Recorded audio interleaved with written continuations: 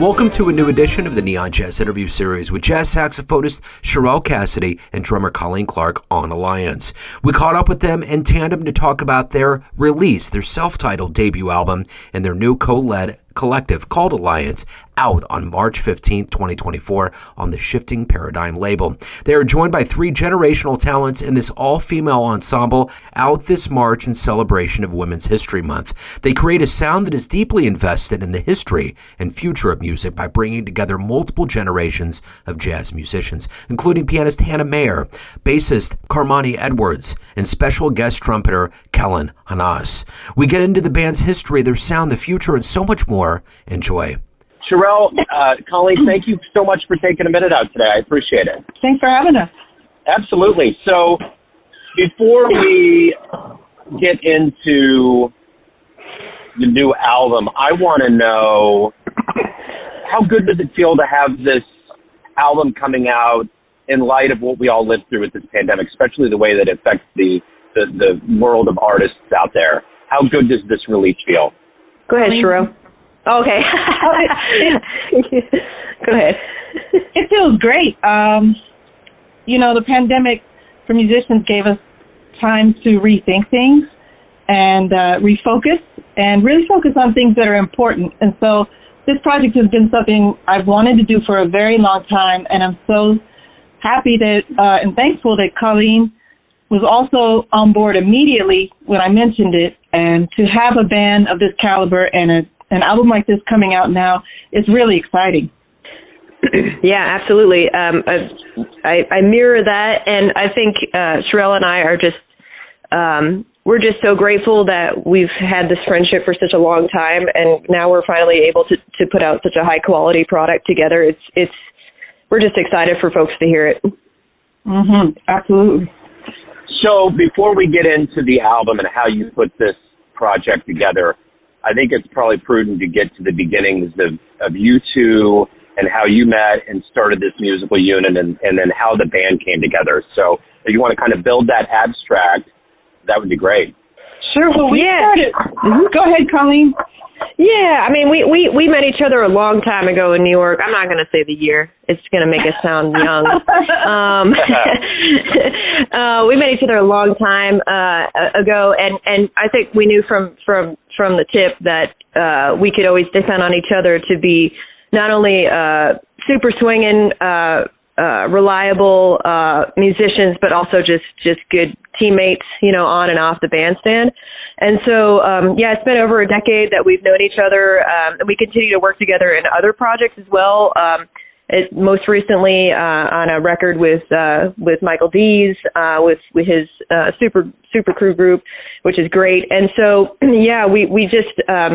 we're just so excited to finally be able to put on the record, a new record, something that we're really invested in, which of course is respecting our music, jazz music, black music, and also kind of just making sure that folks know that us as prominent performers, but also us as educators, includes our dedication to mentorship. And so you notice that folks on this record are not in our generation, and that was done purposefully because, again, Sharel and I have been lucky enough to have mentors in our music that have definitely helped shape us as people and teachers and players, but also really helped us become the people we are and put us in the positions that we're in today. So we are very dedicated to that mentorship aspect of our music. Yeah, that's well said. Exactly. And just to piggyback off that a little bit, Colleen had a trio gig in New York, and our playing experience goes back to a regular trio gig for years. And I want to say it's more than a decade. I think that was, again, I'm not going to say the year, but we had a blast back then playing together, and we recorded Colleen's first album together. And so, it's really nice after all these years to come back and be able to bring this back around and work together and collaborate. So you've been at this music game for quite a while, but this album is technically dubbed as a debut. I mean, debuts are pretty special because it's kind of the initial organizational shout into the world of jazz. What does this mean to you? What do you ultimately hope the listener gets from this album? I hope they listen to this album and think, man, this is meaningful, swinging music. This is music coming out of the jazz tradition that's modern, that, these musicians really have something to say. Yeah, and also that we take it seriously. You're going to hear, and actually Sharel had mentioned that my first record, you're going to hear a version of one of my ballads that we recorded on that first record done on this one, and it's done totally differently. We took a totally different approach to it, and so we're just really trying to again expand our presence on the bandstand, but also just our lived experiences through the music on this record. Mm-hmm. So let's get to the actual innards of this album and this project. How did you artistically kind of decide that this album was going to happen? How did you put the songs and the vibe and the whole sound sonically together? How did the project come together? Well, I had been thinking about an all-female group for a long time, as I mentioned earlier, and I was working with Colleen at the Brevard Summer Jazz Institute, and I mentioned the idea to her, and she was really excited about it, on board. And then we started piecing together, well, I know this bass player that I work with at DePaul. She's really promising. We know this piano player that's super killing at a young age. And overall, we wanted this band to be about, really augmenting and highlighting what's important in jazz to us. Soul, blues, things that come out of the Black music tradition that we study. So we have on the album, in a way, dedications to masters and mentors that, we've studied and loved over the years. So my mentor, Jimmy Heath, in dedication to him, we played Gemini, his composition Gemini. We play Wingspan by Mulgrew Miller. We play Maiden Voyage, arranged by Carmani, the bass player, Carmani Edwards. Maiden Voyage by Herbie Hancock. And we play a Mary Lou Williams composition. So, and then we have some originals. As Colleen mentioned, she has 2, and Hannah has 1, and Carmani has 1. And we wanted to blend what we're writing with, what we've studied and mentored under for so long through the jazz masters. Yeah, I mean, and you'll notice when you listen to the record, you can hear that interweaving of not only of our jazz history, but also of what we're bringing to the table too. Like I had previously mentioned, Sharel had just mentioned, we do have original music on here. One of the tunes, one of my tunes is entitled Carolina. I had just moved here to South Carolina. I'm in my 3rd year of teaching at the University of South Carolina, and I was commissioned to write a big work by the museum here in town, and this kind of birthed this idea of us being influenced by where we live and the people we interact with.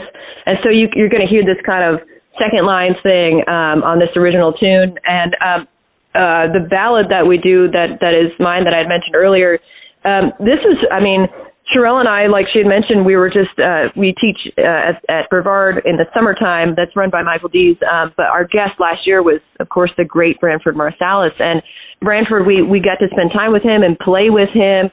And Sharel was like, why don't we do the ballad like Branford would do it? And try it in this more rubato, just play it. Just play the music, just play it. And so, again, even these like very immediate real world experiences that we had, only a month away from when we were recording. It's just like, it's really, we're just trying to reflect on immediate, but also historically important moments in our jazz lives. So what's going on with live shows kind of as we enter the warm months? It's a new year. How's all of that unfolding? Sharel? Well, we have a number of, as a band, we're still working on some CD releases. As individuals, I know that we have packed schedules. with all kinds of other projects. So hopefully we can find some time to do a few release concerts with Alliance. But yeah, between teaching and performing as artists, it's pretty intense. Yeah, but we're excited for hopefully in the end of this school semester to lining some stuff up in Chicago and New York. As Sharel mentioned, I mean, I as she feels as well, we look at our calendars and it's excitement and you know, maybe a little bit of heartburn, but it's all because we're working so hard. I mean, I know that as I launch my nationwide Jazz Girls Day, that my schedule is really kind of packed with Jazz Girls Day events, which of course really leads into and feeds into Alliance very nicely, because it's going to be our honor that someday a person that had gone to Jazz Girls Day could potentially be a future member of Alliance. You know what I mean? And so that's just something that we are really dedicated to, and Sharel helps me out with Jazz Girls Day as well. And so I know that as this blossoms and as this record is shared, and as we share the music, it's definitely going to be something that's going to be impressionable on youngsters as well. So let's say you have a tour and you're coming to Kansas City. You have to sell the show. How would you explain a show? How would you get people in Kansas City to come see your show? Well, I think with the clout that some of us, that Colleen and I have accrued through our careers, if someone's a jazz listener, I wouldn't be surprised if they've heard of our names. So I think that might pique some interest. Also, the band being all female and really playing traditional music, I think is very important, and it's maybe possibly a sell. But I love Kansas City. I've been to Kansas City a lot, and I have a good following out there. I love Kansas City people, so I don't see that being an issue. I think that would be a great place to play. Oh, I have no doubt. Yeah, and that should be something that should be looked into. So if anyone wants to pick up the album, anything related to your project, where's the best place for people to go? AllianceJazz.com, and then the album can be purchased directly on Bandcamp. Excellent. Hey, thank you so much for opening up about this project. I'm excited to get it on the show. I appreciate you taking some time out today. Best of luck with it. Hey, thanks Joe. so much. Thanks, Joe. Thanks for listening and tuning in to another Neon Jazz interview, where we give you a bit of insight into the finest players and minds in LA, New York City, Kansas City, and spots all over the globe, giving fans all that jazz. Thanks to both Sharel and Colleen for their time, energy, and cool. If you want to hear more Neon Jazz interviews, you can find us on Spotify and Apple Podcasts. Subscribe to us at YouTube, and for everything Neon Jazz, go to theneonjazz.blogspot.com. Until next time, enjoy the jazz, my friends.